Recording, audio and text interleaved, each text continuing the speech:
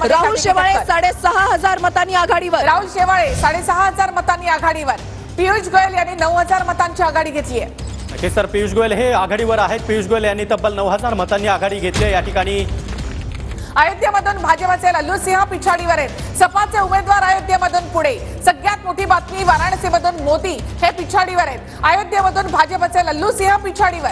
तर राम मंदिराच्या उभारणीमध्ये देखील आता अयोध्येमधून आता भाजप पिछाडीवर पाहायला आणि सगळ्यात मोठी बातमी, धक्कादायक बातमी, वाराणसीमधून नरेंद्र मोदी 5,000 मतांनी पिछाडीवर. नाशिकमध्ये राजाभाऊ वाजे 36,340 मतांनी आघाडीवर. धक्कादायक असे निकाल समोर येत आहेत. तर उत्तर प्रदेशमध्ये 80 जागा, त्यापैकी समाजवादी पक्ष मोठ्या प्रमाणात पुढे पाहायला मिळतो. अयोध्येत भाजपचे लल्लू सिंह पिछाडीवर आहेत आणि समाजवादी पक्षाचे उमेदवार हे पुढे आहेत. दुसऱ्या फेरीअंती राधापूर नगरला ईव्हीएम मशीन बंद पडलेला आहे. नक्कीच तर अयोध्येमध्ये आपण पाहतोय की भाजपचे लल्लू सिंह पिछाडीवर आहेत आणि या ठिकाणी सपाचे उमेदवार पुढे आहेत. चंद्रपूर प्रतिभा धानोरकर 8,000 मतांची आघाडी. तर चंद्रपूरमध्ये प्रतिभा धानोरकर आघाडीवर आहेत. भाजपचे सुधीर मुनगंटीवार हे सध्या पिछाडीवर आहेत. तर सोलापूर